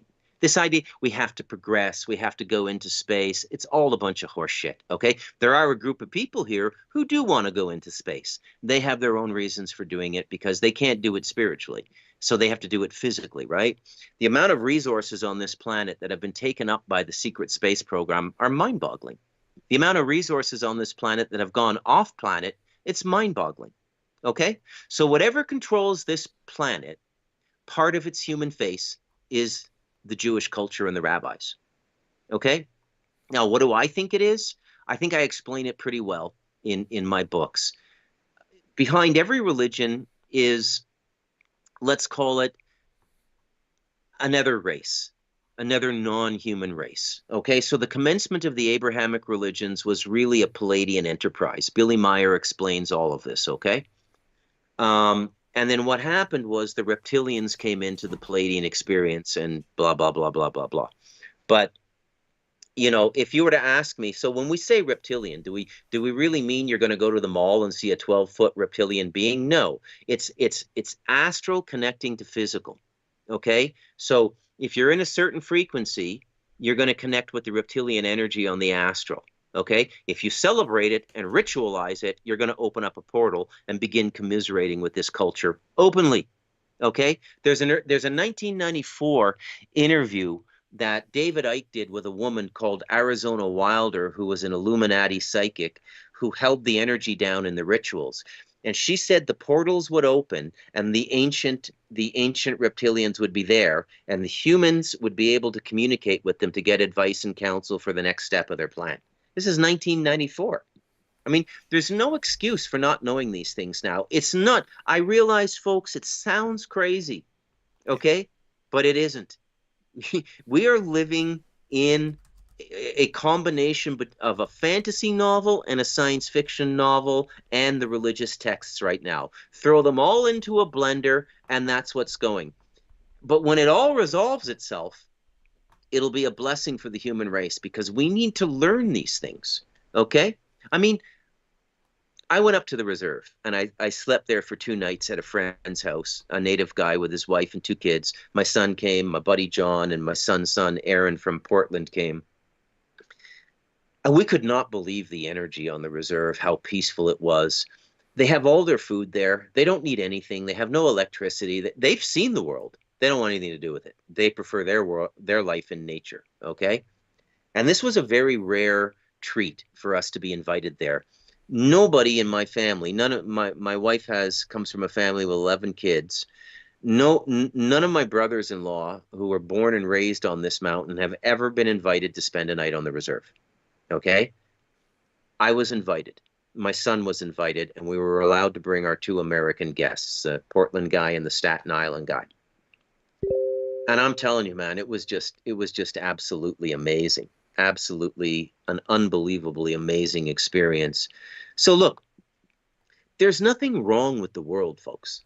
Okay? The rivers are working, the wind is working, the trees are growing, food is growing. Every single aspect of this work, of this world, is completely functional now. So when people say the world is ending, what they're really saying, whether they realize it or not, is there's a group of human beings that wants to kill a vast portion of the human population. Okay, that's what they're saying. So we're going through an energetic transition now, and when we come out the other side of it, we're going to be in a new golden age. This is also in the scriptures. They say after all this crazy shit goes down, the Antichrist and all of this crap, there's a 1,000-year golden age, right? So. Anyways, that's what's going on. Well, I appreciate you dropping knowledge and your perspectives. It's been it's been really fascinating. Like, yeah, for me this eclipse stuff, it does feel, I don't know, so much is happening right now. And are you following the devil comet at all? That it's making its return? No. Yeah, they're saying this comet's coming aware back. Of it. You know, yeah, it seems like so much happening, you know, but that's part of the spell or the magic, right? Is like you get so many people hyper focused on one day, you know, projecting all their fear They're and all stuff, things can happen. they're all accelerators. They're Yeah. just like we did. Why are they advertising the red heifers? To draw in the intentional energy to amplify the ritual, okay? And all of the timing of these rituals are amplification exercises, okay? It's like, Mm. what do you do when you're a surfer? You wait for the wave. What do you do when you're a rabbi? You wait for the astrological wave. Okay? So this is everything that's going on right now. Get yourself centered, folks. Get yourself centered in love. Eradicate all fear in your consciousness. Realize you're an immortal being loved by the creator of all dimensions and all realities and all universes. Okay? You are loved. Let that love in from the creator. Okay? And then you're not going to fear anything. Okay? It's just there's nothing to fear. But we'll see what happens on the 8th.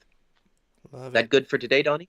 Yeah, definitely. Just checking in with the chat to see if anybody's got questions for you as we wrap up here. Give it a second here. People are talking about seeing reptilians in their own experiences. So Carlo calls it the shark gaze, and I've experienced that as well. You meet people who often can be very charming, and their eyes are just dead, and you find out they're narcissists. But I wonder if there's something even deeper behind this narcissism, psychopathy type people that we meet. Like, Yeah. is it that they're tuning in? Is there a dullness? Or is there something more sinister? I think that'd be an interesting question.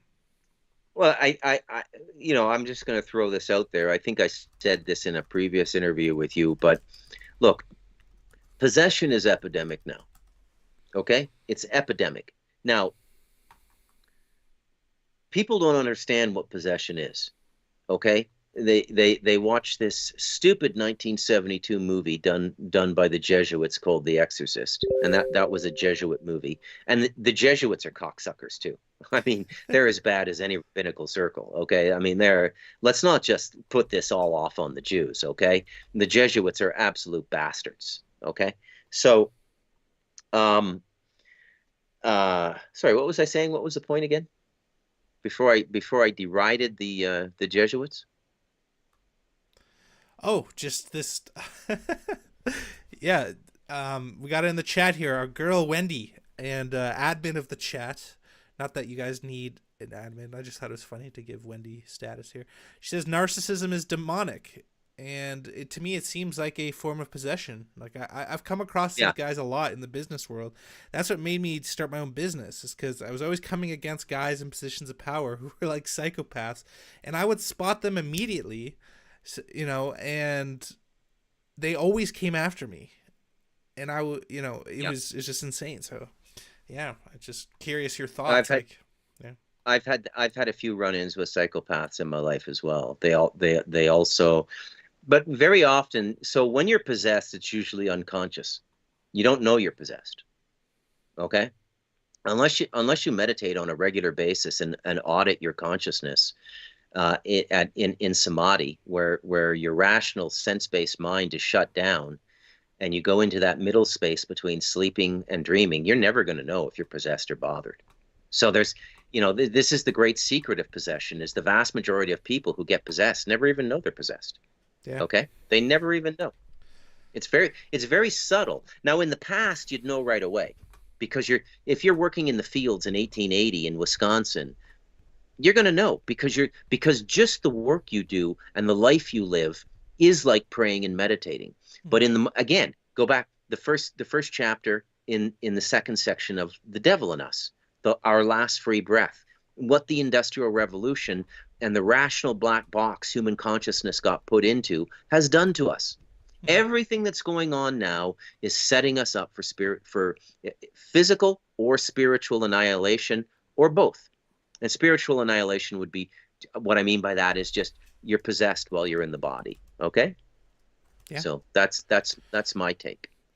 Great interview, Donnie. Right. Thank you very much. Fantastic interview. Guys, thank Bruce. Bruce, where can people find you and support your work? I started a little podcasting now, and you can always find me on McDonald in the Morning on Spotify, and go to Amazon, MacDonald, capital D. Get if you really want to understand what's going on in the world now, you do need to read all three books in sequence. So, Stardust Ranch explains portals. Okay, The Light of Darkness explains darkness, and The Devil in Us explains the fallacy of the devil and how we've got that all wrong. Okay, that the devil is a divine being who has a job to do. Okay, just like a cockroach has a job to do. It's unpleasant. We don't like it, but the devil is it's the Hindus get it right. Brahman, singular consciousness. The moment you come into duality, you have the creator Vishnu and the destroyer Shiva. So in our system, the devil is the destroyer, but destruction is natural because we live in an entropic environment, and so everything has to be destroyed and rebuilt or reborn. That's just the way it is down here. You can't get all sentimental about it. Yeah. Well, you know what? Just on that point, though, quickly, I do have trouble wrapping my head around that. So I agree in some sense exactly what you're saying is true, but I find there's a justification for a lot of evil that I really don't think needs to exist, right? So there's a lot of suffering and just horrendous evil in this world, and like for one time I was in a church and a young girl was like 13. She got savagely sexually assaulted, and it was tragic. And the preacher basically stood up and was like, "Well, it's God's will, and like kind of like a spiritual. What doesn't kill you makes you stronger." And so I really don't think there's a need to have that. Yes, we do overcome through adversity, but there's also, I think, just like evil that would be sweet if it wasn't here. So I'd be curious. And isn't it interesting as this evil manifests itself? There's so many attacks on children. And what are children? They represent the absolute innocence and God infused human being up until about the age of 8. Yeah. Okay, so it's doing that to children is a way of attacking God.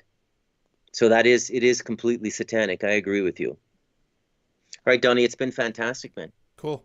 All right, guys, I'm going to do a post stream, so please go and support Bruce. I'll hop off, say my goodbyes offline to Bruce, and then I'll be back on. All right, be well, man.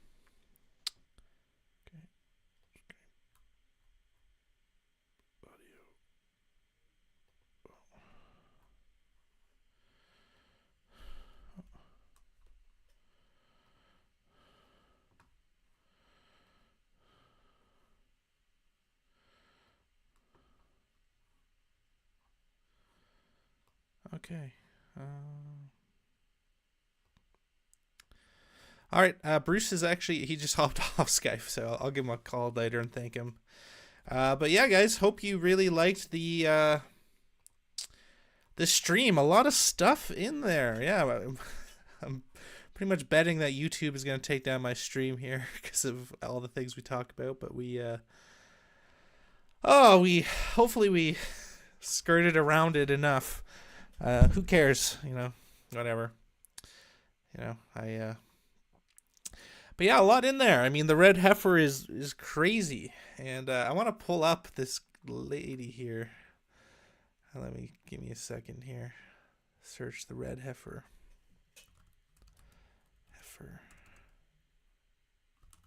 Oh, heifer. Yeah, it's crazy stuff. It's just like he's talking about. There's so much like tone deafness in a lot of these communities. Like this lady here is just casually talking about like Cassie Dillon. What is it? Oh, did she delete it? I'm trying to find it here.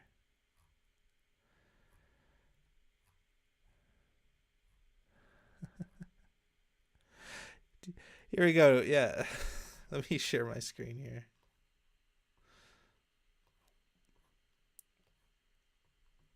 Where is it? A website.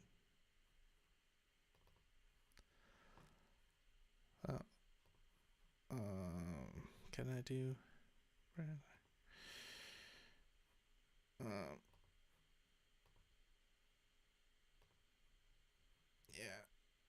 Okay. Here we go. Dispelling falsehoods about the red heifers. No, there's no plans to sacrifice them right now. They're being bred to create a herd that can live in an educational visitor center. No, they're not genetically modified. Yeah, they are. Actually, that's a lie. There's a whole team that's been doing this for decades. No, Jews do not believe the red heifer means the Messiah has arrived. Yeah, that means they're doing the ritual to bring in the Antichrist. No, a red heifer sacrifice does not include burning them alive. No, there's no altar on the Mount of Olives, which is a total lie, because they made an altar and it's on Times of Israel right now. Only 9 have ever been sacrificed since the time of Moses, according to Maimonides. The ashes of the red heifer are used to ritually purify. They were brought to Israel by Jews and Christians. I interviewed the woman who helped bring them in. Crazy. And then I was talking this other one here. I had to take my dirty panties to a rabbi, and so has every Orthodox Jewish woman. It's just totally insane when you read this. I just couldn't imagine having to bring your wife's panties to a man. Oh, God. It's like too graphic to even show. Oh, God. Yeah, if you want to know about that, yikes. I don't even want to. And yeah, the Talmud talks about just it's gross stuff, guys. And I really want to be cautious. This is a really tough topic to discuss because I agree with Bruce. Not everybody is. We're talking about a minority here, but this stuff needs to come out. That there's a lot of evil stuff happening, and a lot of everyday Jewish people are gonna get blamed for it, and I don't want that. So I also hope that people call out insanity in their own tribes, no matter what it is, right? Like, just because I'm white doesn't mean I'm gonna cover up evilness for white people. And if you're Christian, don't cover up evilness in your church. Expose evilness and wickedness always. I think we're called to do that, very much so, right? And it doesn't matter what clique or, what it is. Guys, just call out evil here. Does anybody have any questions for me? Just checking the streams here. Not really, not much, eh? Yeah, I think I'm going to end it here. I'm going to go for a nice hike into nature. And yeah, guys, a lot going on next week. I'm gonna actually have an alchemist on during the eclipse, so that's gonna be funny. But I hope everyone is staying sane. I really want to thank everybody who's supporting us so far, who's been watching. You guys are all great. If you ever can, please support us. buymeacoffee.com/thespellbreakers podcast. But even just being here is really great. I love having high vibe people in the Telegram group. And if you haven't joined that, it's in the links below. And just your support, it's awesome. It's been a really great journey so far. I love everybody who's been watching and supporting. I've been shadow banned a lot. It's crazy. Yeah, I'm working on it. I'm trying to get unbanned, and I don't think I'm that controversial. I'm not. This one I don't know if it'll squeak past the YouTube, but we'll see. But yeah, I just want to thank everybody who's been watching. It's been really awesome. I really appreciate everybody. Yeah, Wendy, we love you. I want to thank you for all your support. Awesome lady. I was chatting with her a little bit. She's really cool. I actually kind of want to interview her as well. She's got a lot of interesting experiences, so we'll see if we do that. LU, I think first time I've seen you in the chat. I don't understand why lizards. How did lizards get into us? Well, there are many different reports of reptilians being part of the game. David Icke, if you watch his Credo Mutwa interviews, He was the leader of the Zulu Nation. Credo Mutwa. That guy was deep, man. I recommend checking his stuff out. But yeah, they seem to present as reptilians, as Wendy said in the chat here. They're not actually lizards; they're demons. Yeah, and that's where the Christians and the alien community, UFO community, differ a bit. I'm more in the Christian camp, except I believe demons are actually just disembodied spirits, and I think aliens are largely maybe even vessels, like the bodies themselves are vessels for the spirits. So minor technicality, I guess. But yeah, there's many people who talk about seeing like reptilian or lizard-like people, and as Bruce says, it may just be, we're tuning into the astral, like their energy or energetic state, which is very reptilian. I've never seen this. I've seen people with like very lizardy, snaky eyes, which they turned out to be evil later. And yeah, your intuition is really key. And that's something I really think we need to cultivate, because oftentimes I'm batting like 1,000 with my lady, because she's a total sweetheart. And a lot of these empaths you have the most to worry about, because they just want to like help everybody. And so she gets herself into these situations where, you meet these people come into her life and she's just trying to help. And I'm like, yeah, that's a bad situation. Like, you don't talk to that person. And at first, she was very skeptical, but I was always 100% accurate in like every call I ever made. So yeah, cultivating intuition is really key, especially for those who are empaths, because it's kind of like empaths are kind of like heroin to narcissists. They'll eat you up until there's nothing left. Let me check Rumble. Rumble, you guys are no chats here. YouTube. Jackie says in the astral plane. Yeah, in the astral plane. And then Wendy says, if you want to get technical, the reptilian are fallen ones, which also explains cloning. Yeah, I'd recommend Paul from You Conspiracy. We did a few on the Nephilim. That was a great one. All right, I'm gonna wrap it up. But yeah, Wendy, I'd be curious. Maybe we should. I don't know. Maybe we should do a stream, because you're always. I love your perspectives, and I want to bring more Christians on as well, because I want to piss everybody off equally. Because I piss the Gnostics off. They say I'm not Gnostic enough and too Christian, and then the Christians get pissed off. And I think of doing a solo episode where I talk about where I'm coming in at with like Gnostic and Christianity, because yeah, I think like I'm kind of in the middle in some respects. But as I said, I really like, especially now, Christians are calling out. Like, I think Christian is a good model for men.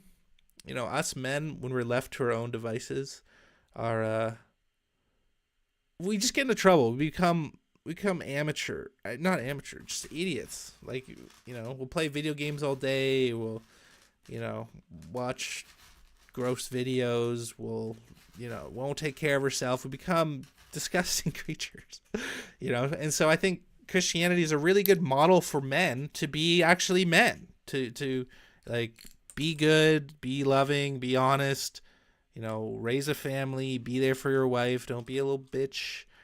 Call out, evil, live a good life. And I don't want to pretend I'm some purity guy. I'm trying my best to really just live a like more Christian centered life. Like, I'm getting off I'm 2 weeks off nicotine. I'm trying to get off everything. I even want to get off coffee. I'm trying to. I'm like 1/2 calf a day. Because yeah, I just think all of these things, they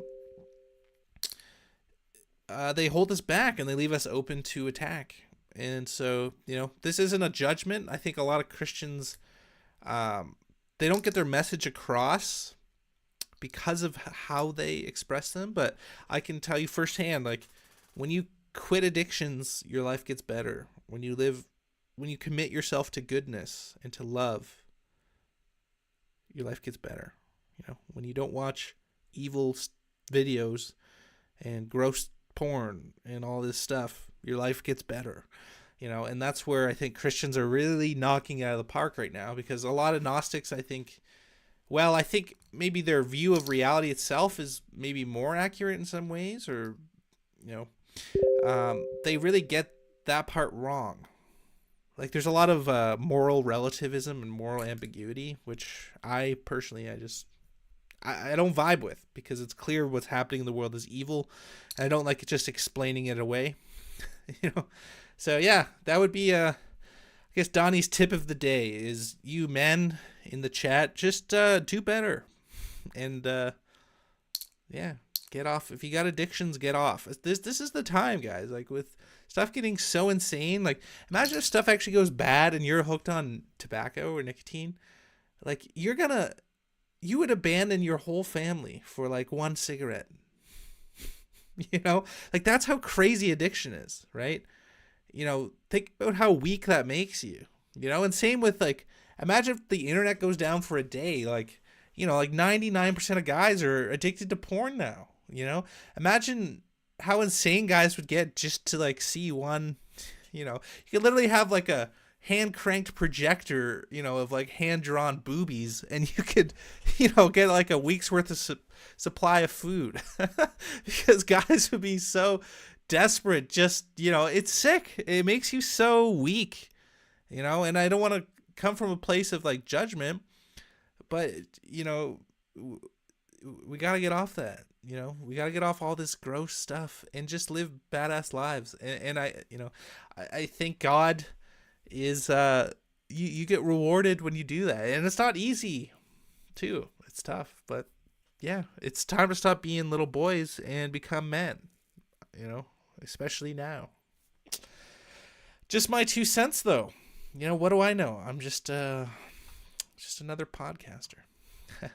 Anyways, I hope I'm not seeing any questions from me. Oh, let's see here. Yeah, I think that's it. I'm gonna end the stream, guys.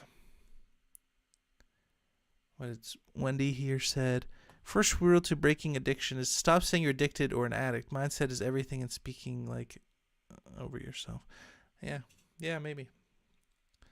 Yeah, but I also think you have to admit first that you are an addict when you are an addict, because a lot of people, a lot of things in our lives, we don't realize you're an addict till you stop, and that's just a fact. I mean, most of us try going, 10 minutes, 20 minutes, an hour, no phone. They can't do it. Try just sitting. I think, like become the strongest I ever have. I've been lifting lots, and it feels amazing.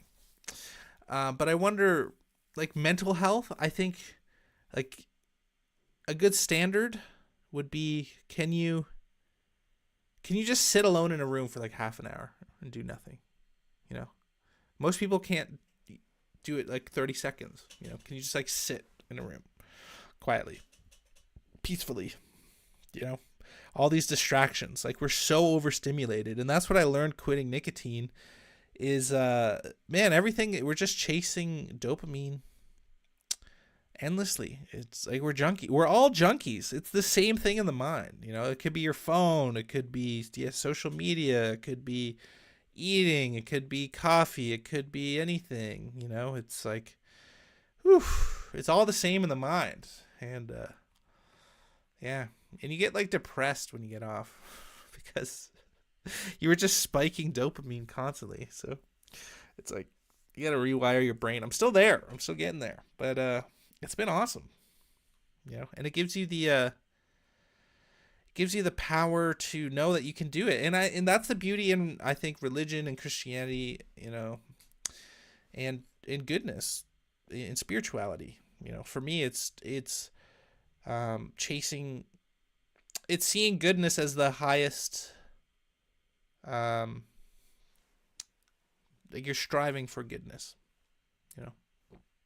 and then Christians get it right, like that we all fall short of, we all fall short, we all miss the mark, but we're called to do it.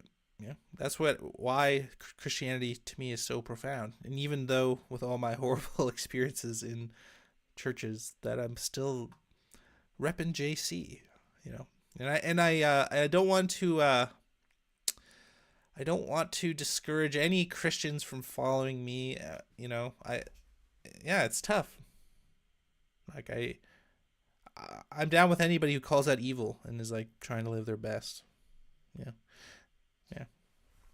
All right. Well, I think I'm gonna end it now, guys. But I want to again thank you guys so much for supporting. And yeah, if you guys are able to, please make a donation sometime. buymeacoffee.com/thespellbreakers podcast. Gonna make a little post here. We also got a Telegram chat that's been fire. And hope to see you guys in there. Okay, much love. Hope you have a peaceful and blessed weekend.